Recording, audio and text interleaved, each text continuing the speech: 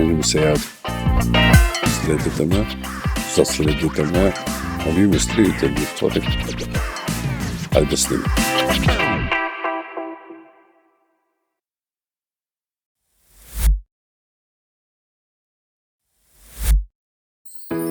Оваа епизода е поддржана од Манастирски локо, направен по традиционален рецепт. Здраво, дечки, добро дојдовте во Гастроклуб. Ова е првата епизода во серијалот Гастро 5 во кој започнуваме со првото и најбитно, вкусот.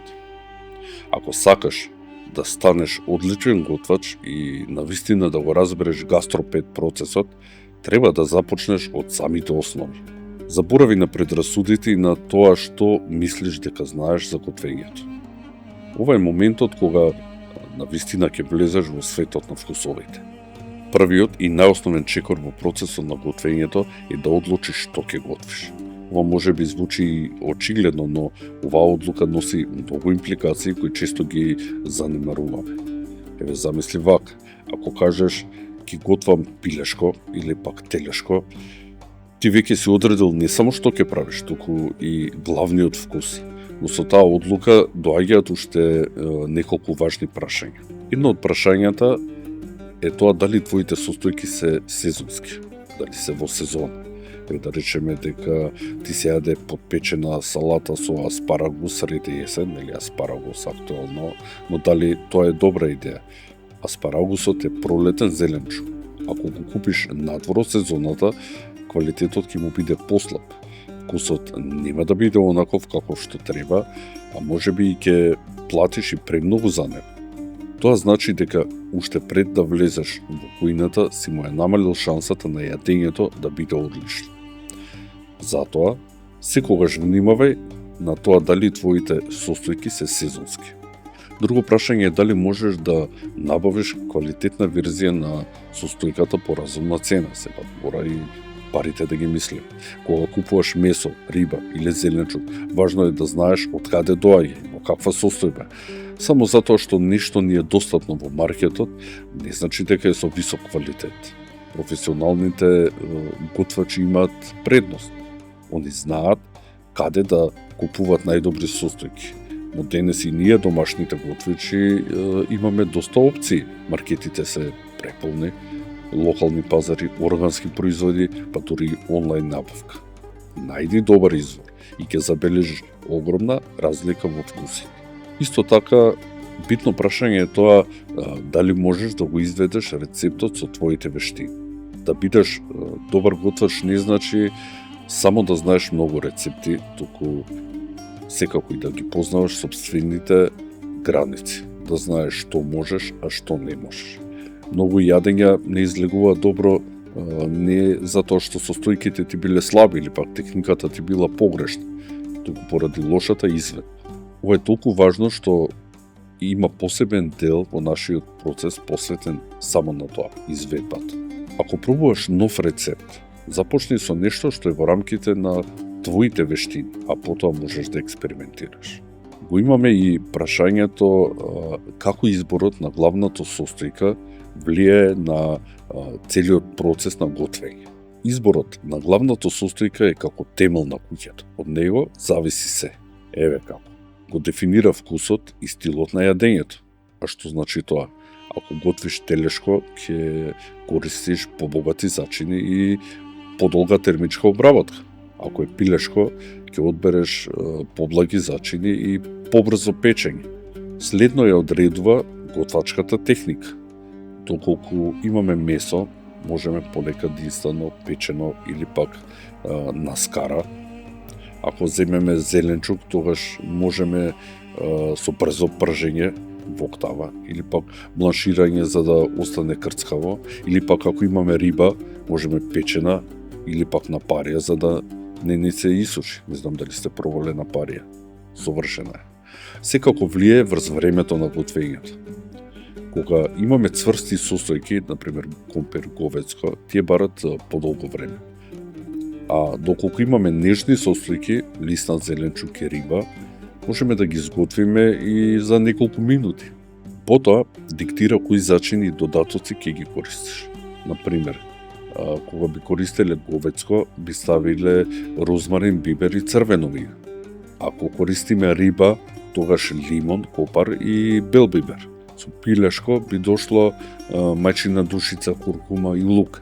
Ако имаме компир, тогаш би ставиле ким, путер и лук. И секако ја одредува хранливоста и балансот.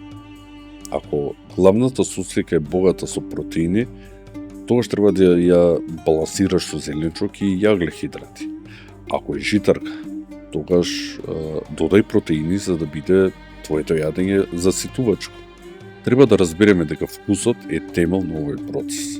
Во првиот чекор на нашиот процес се избираат и анализираат примарните и секундарните вкусови.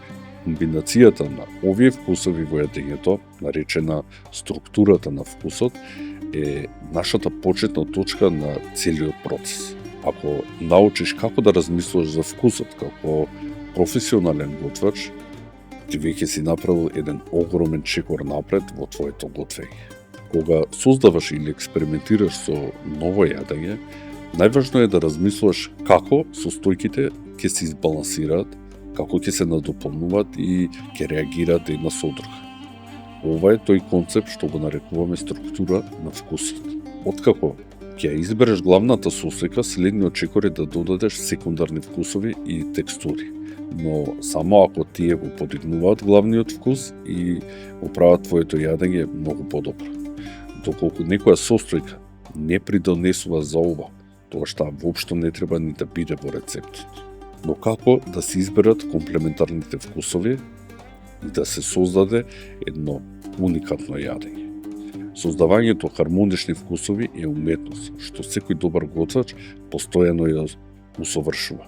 Нема крај на новите комбинации. Токму оваа магија е причината што нашиот свет на готвењето никогаш не станува досаден. Секој балансирано јадење содржи комбинација од 5 основни вкусови, а тоа се, ги знаеме, сладко, кисело, солено, горчливо и умами. Многу е битно да користиш принцип на спротивност. Што значи тоа? Често најдобрите вкусови доаѓаат од контрастот помеѓу различни вкусови. Како што знаеме, солено и сладко, кисело и масно, горчливо и сладко, секако пикантно и сладко. Едноставно, следејќи природните вкусови на состојките. Некои комбинации природно функционираат заедно. Да речеме како пилешко со лук и лимон, риба со копар и маслиново масло, говецко со пипер и црвено вино, компир со путер и розмарин и секако јаболко со цимет и мед, мрв. Исто така, користи го тродимензионалниот пристап. Може би ти звучи чудно тродимензионален. А што значи? За да создадеш комплетен вкус, мора да размислуваш во 3 димензии. И тоа, основен вкус, тука имаме главната состојка, независно дали е месо, тестенини или пак зеленчук. Потоа имаме засилувач, каде доаѓаат зачини, сосови, разни киселини како лимон и оцет или пак вино. На крај имаме на завршна вкусна нота која предвидува крцкавост, свежи билки, текстура и така натаму. Ако правиш салата од домати, можеш да додадеш например фета сирење за солено, босилик за свежина, маслиново масло, балсамик оцет и крцкави ореви за убава текстура. Секако дека треба да ги стражиме и познатите вкусови од различни кујни. Иако доста сме слушале, но секако различни кујни на светот користат специфични комбинации на вкусови. Например, во медитеранската кујна се користи лимон, маслиново масло, розмарин, лук, секако домати. Во азиската имаме ѓумбери, соја сос, чили, кокосово млеко или пак коријандар. Додека пак во мексиканската се познатите лимета, авокадо, црвен бибер, граф, чили сос. Додека готвиш, доколку не си сигурен во некоја комбинација, пробај мал пример, измешен во мал сад пред да ја додадеш во главното јадење. Да се навратиме на првиот чекор, а тоа е разбирањето на основните вкусови, текстури и сетилни сензации. Ова е темелот на секое одлично јадење. Знаењето како вкусовите се балансираат, како текстурите се надополнуваат и како сетилата ја перцепираат храната. Вкусот не е само нешто што го чувствуваш со јазикот. Тоа е целосно сетилно искуство што го вклучува и мирисот, текстурата, дури и визуелниот изглед на храната. Вкусот е комбинација од повеќе сетила кои заедно создаваат перцепција за храната што ја јадеме. Нашите рецептори на јазикот можат да предпознаат 5 главни вкусови. Ги знаеме: сладко, кисело, солено, горчливо и умами. Нешто интересно е што доматот е посебен бидејќи содржи и сладко, и кисело, и умами, што го прави совршена состојка во многу јадење. Но треба да знаеме дека вкусот е повеќе од само јазикот. Нашето сетило за вкус функционира во комбинација и со други фактори. Значи имаме мирис, голем дел од вкусот потекнува од аромата. Ако ти е затнат носот, храната може да има многу поблаг вкус. Секако текстурата, крцкавото, кремастото, сочното, сите овие текстури влијаат врз нашето искуство на вкус. Тука и визуелната перцепција. Начинот на кој храната изгледа поменува начинот на кој ние ја доживуваме. Да не го заборавиме звукот. Многу добро знаеме дека крцкањето на чипсот кога ќе се гризне е дел од вкусното искуство. Како мозокот го интерпретира вкусот? Кога јадеме, рецепторите на јазикот праќаат сигнали до мозокот нормално, кој ги комбинира со мирисот, текстурата и другите сетилни фактори за да создаде едно комплетно искуство на вкус. Еве да ја замислиме пицата.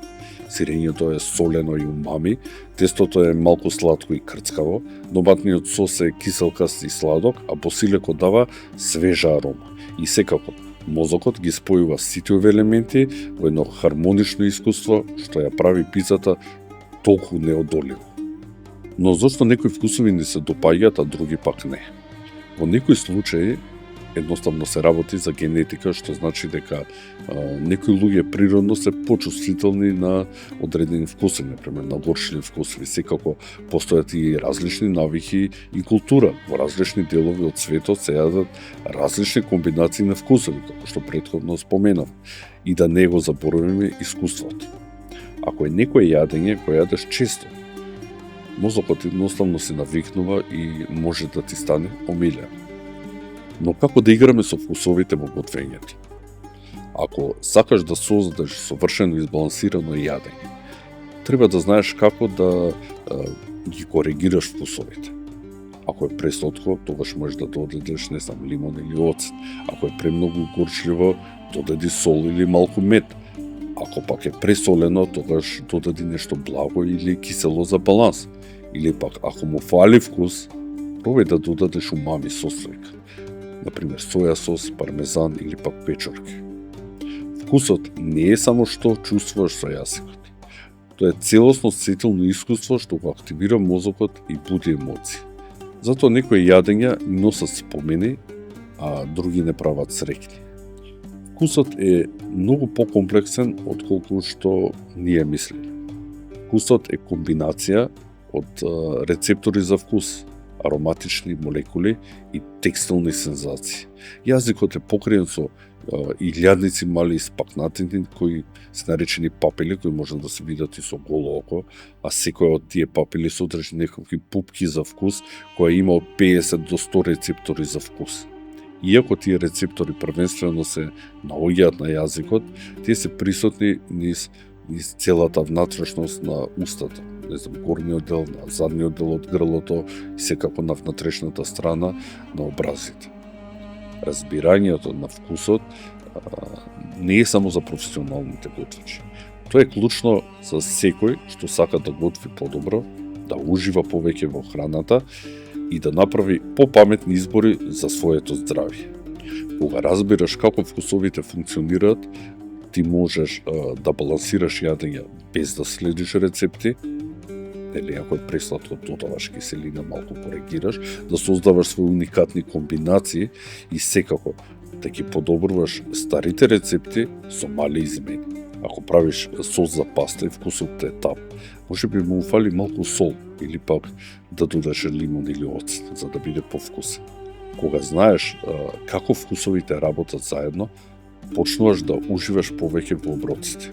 Стануваш посвесен за различните нијанси на вкус и почнуваш да цениш комбинации што можеби претходно и не си ги пробал. Разбирањето на вкусот ти помага да направиш паметен избор, наместо да се потпираш на, да речеме, преработената храна. Што значи? Ти можеш да влиеш, например, на намалување на шекерот, ако знаеш како да додадеш природна сладост со некој овоше, или пак намалување на солта со користење на билки и зачини за да го подобриш вкусот без вишок на сол.